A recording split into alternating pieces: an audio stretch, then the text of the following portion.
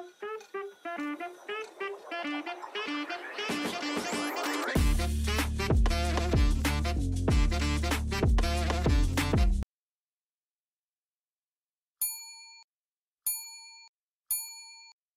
guys, Medic here, welcome back to KRX. Today's something different Sunday, and I got another unpopular K-pop opinions video.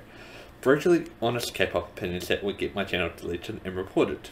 Your channel's still up, so obviously this hasn't got you deleted or reported, but I'll check this out. Be sure to smash the like and subscribe button and even press down below. About instead of silencing the ones that are trying to spread awareness. Well, that's just a preview, so obviously it's got something here to come, here to go. Don't know what I was trying to say there, to be honest, but we'll continue on. And enjoy. Hello, Alaneries. This week for K-pop has been quite interesting lately, and so far 2022 never fails to surprise me in the worst way possible. Okay. I'm in the mood again to talk shit and to piss off the snowflakes again. So why not just do exactly that, because it's entertaining to see them get mad over nonsense lol. If you guys are new to my channel, then welcome. I hope you all can enjoy this video, and remember not to take these opinions at heart. Without any further ado, let's get started. It would be an honor to say these words of wisdom, so let's all say it, shall we? You fucking snowflakes. Alright, it is. I can appreciate ITZY for coming back with their Teen Crush concept because they fit the concept the best. However, with the old concept being nice and all, we need good music. It pains me to say this, but not even ITZY could say 2022. I'm sorry, but Sneakers is not good. Yeah, the outfits and the MV for this era is super gorgeous, but unfortunately the song didn't do ITZY any justice. When Sneakers came out, people were saying that the song sounds good and that I should give it a chance. So I was expecting the song to subvert my expectations when I went and listened to it. Maybe I was jumping to conclusions and ITZY really did release something good. Turns out that you all lied to me. The song is shit. It didn't serve. It was a disaster and is unappealing. I wouldn't say it's the worst song of 2022, but it's one of the worst songs of 2022. My opinion on this comeback still stands. Just screwed them over. They had a chance to do something extraordinary with them by giving them an elegant or royal concept while keeping the ITZY song, but no. They decided to return them to their old concept while giving us shitty music. Da fuck? Don't even get me started on their album. Complete disappointment. I didn't like any of the B-sides, nothing whatsoever. Overall, the previous albums are a lot better than this trash. I will say it again. Let's all pray for ITZY. They need a fucking miracle. They deserve so much better than this. I can't even hate this song for how bad it is because it managed to make me laugh. There are some parts in the song that stood out the most when I listened to it. I'm not even going to take it seriously because then I can appreciate the song a lot more.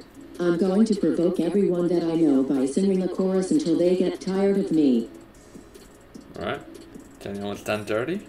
Imagine being a part of a group for 7 years and not getting the opportunity to show off your vocal technique. Chung-ha being the lead vocalist of G and barely got any lines for a whole 7 fucking years. I don't care if the producers favor Nayeon's voice over the other members a lot more. That does not justify them not giving their other lead vocalist the least amount of lines.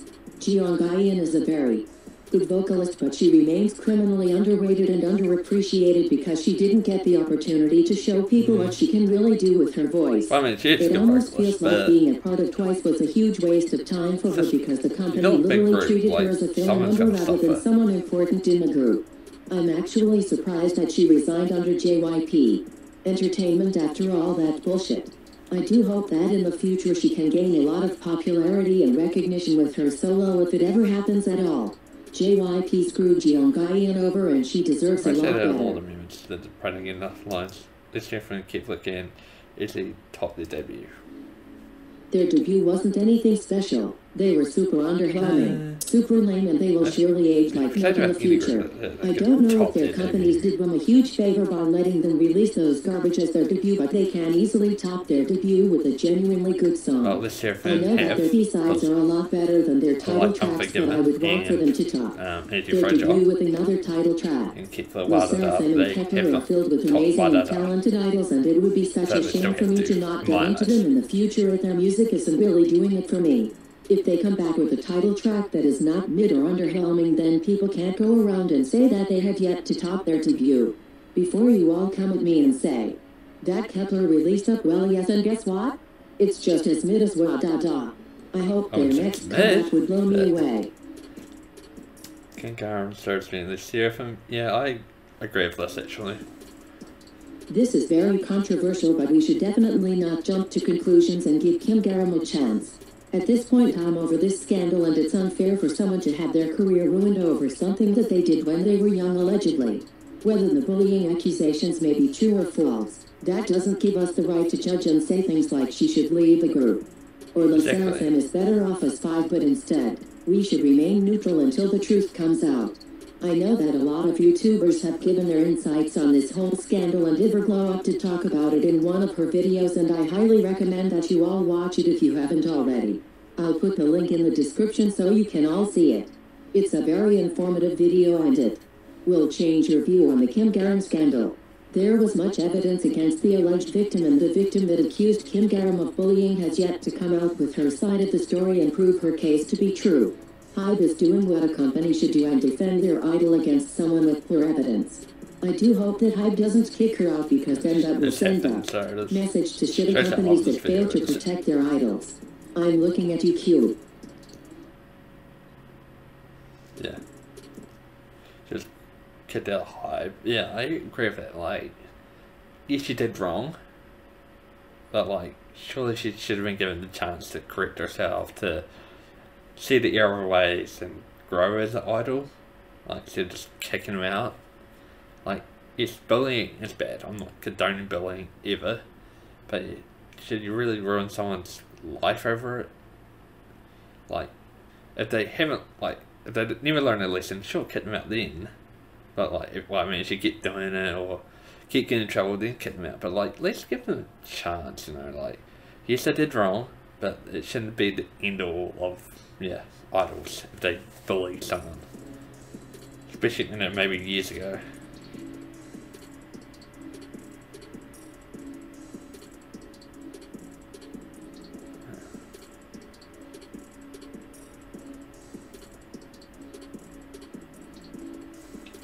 Yeah. K-pop stands are weird compared to stands in the West. Only in K-pop you will see the people get mad over the simplest things, such as negative opinions or constructive criticism. When I first got into K-pop, I remembered how confused I was when K-pop stans called certain things toxic and hateful, because in the West people are a lot more brutal and offensive. Maybe I'm just used to it, I don't know. In the West, having negative opinions, especially when they are extremely brutal, offensive, or a little bit rude, are normal.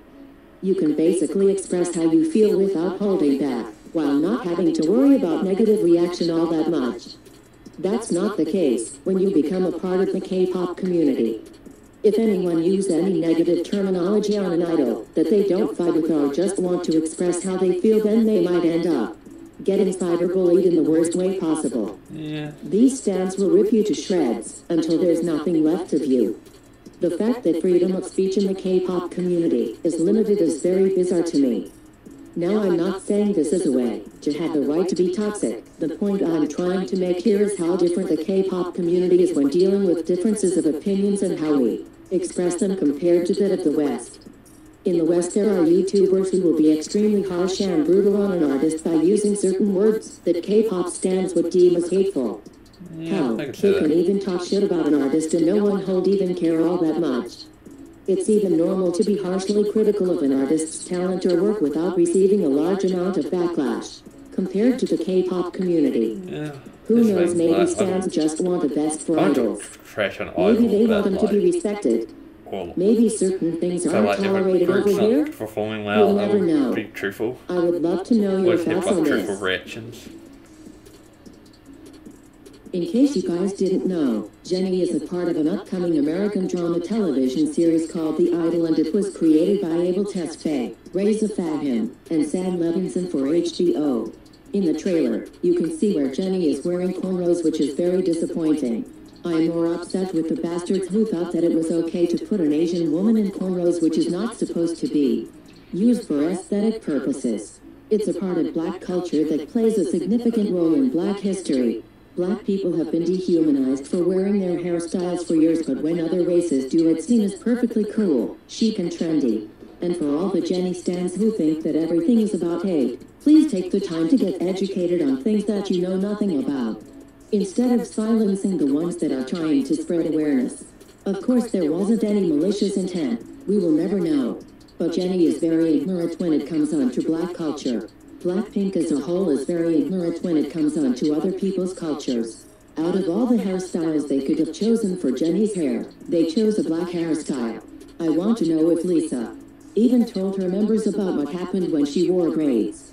In this day and age, things like this shouldn't be happening. It's not rocket science to respect other people's cultures. No one wants their culture to be appropriated. If you are a non-black person who genuinely loves black hairstyles and wants to try them out, then be sure to dedicate that same energy to educating yourselves and those around you. Go to a black hairstylist. Use the proper terminology. Example, call the hairstyle by using the correct name. Instead of saying boxer braids, use the correct term, cornrows, instead. Be conscious about it. Be prepared for criticism. Be respectful and ponder your privilege. Remember that all black people are not monolithic and we all have differences of opinions. To all my fellow black K-pop stans who are offended, please don't go on Twitter and be outraged. I'm not saying that your feelings are invalid, but if we keep getting angry at every single thing an idol does, then no one will take us seriously. Here's a new solution. Let's just not support the show when it comes out, period. Instead of raging on social media, we should just take our support elsewhere. It's also up to you whether or not you want to support Jenny. As for the other black people who are not offended, your opinions are very much valid, and I would like to know your thoughts about this. I guess my thoughts on it is I guess I don't know the history behind the cornrows, but my thought would be like, can you really claim a hairstyle? Like, I mean, surely like Jenny was meaning no harm by it. I guess in the TV show was meaning no harm by it. Like for me, it's like there's more offensive things than putting your hair in cornrows.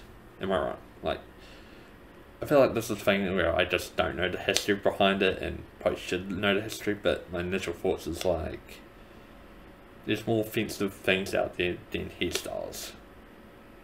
Like, yeah, I feel like if you're triggered over a hairstyle, like, get your priorities straight. My thoughts are, again, I need to know the history, so that's probably something I will look up off screen, but yeah, I just feel like, I feel like if you're triggered over hairstyles, get your priorities straight. Like, there's more pressing issues in the world, I feel. So yeah, but yeah, again, don't know the history behind cornrows. I guess there's just some connotation behind it, but yeah, I feel like you shouldn't be able to claim a hairstyle. But anyway, Highland's No Thanks is amazingly bad. Agreed. She finally made a comeback in the summer, and you would think that this song would have slayed. Nope. Hell no, the song could have been mid. She could have just let the song be mid, but no. She decided to add that dance break which ruined the entire song. It may sound like I'm exaggerating here, but I thought we would be getting a fantastic sexy summer comeback, not a boring sexy summer comeback. I will admit that Kylan looked gorgeous, and don't even get me started on the MV. Fabulous, her outfits and makeup are always on point, so I'm not surprised that she looked good. My only issue is the song. I won't lie and say that the song isn't catchy, because it is. However, I'm tired of the repetition of words when it comes on to music. It's becoming unbearable at this point. ITZY doesn't need to be outstanding vocalist. Agreed. ITZY has already proved that you don't need to be an extraordinary vocalist to have good songs. The quality of the song is what matters, and yes, I do agree that vocal talent is very important when it comes on to music. Even though I do agree that ITZY needs to improve on their vocals, JYP can still give them bops that doesn't show how painfully average their vocals are. It's so simple. Give them music that doesn't require a lot of vocal talent, as well as give them music that makes sense and songs that suits their vocals. If JYP keeps giving ITZY songs that are outside of their range, then of course it's not gonna sound good. It's not too late for Luna. It is too late for Luna. Luna still has time to find success in the Korean music industry. I understand that each and every idol situation is different, and they don't have the same luck. We've seen brave girls getting recognition with Allen after being in the industry for a very long time. We've seen BTS become the biggest boy group in the world that was once under a small company. CLC would have had a lot of success if Cube did their job, but they did with Hobgoblin, and we've also seen Dreamcatcher getting their first win with Maison and gained a lot of recognition. All Luna needs is that one song to push them to the top, and then for the company to replicate that success. This probably sounds very stupid to all of you, and you're probably calling me an idiot. I just don't want to give up on Luna so soon. They have so much potential, but their company keeps making bad decisions. Yeah, pretty much. Beautiful Monster. It's a good song. Yeah, agreed. The song may not be the most groundbreaking song ever. It may not be as good as their previous releases. It may be not as hard-hitting as their previous releases, but it's a beautiful song that fits Stacy really well. I actually liked that they brought back the catchphrase "Stacy Girls." It's going down. Yes, finally. My favorite parts of the song were the pre-chorus and bridge. The vocals in this song were very satisfying to listen to. One thing I like about Stacy's music is that whenever the members sing, they don't overdo it, nor do they do the bare minimum. Their songs fits their vocal range perfectly, and I love it. Am I the only one who likes Jay's voice a lot? She has a very beautiful deep voice that deserves appreciation. To be honest, I actually like this comeback a lot better than the previous one. I even have good news. I listened to their album titled We Need Love, and I love the B-sides, except one to You Talk remix. Yeah. What the fuck was that? Anyway, Stacy made 2022 a lot better. Thank God. That's it for my video. Go ahead and like. Okay, but that's the end of the video. Of course, subscribe and whatnot. We need a good thumbnail material.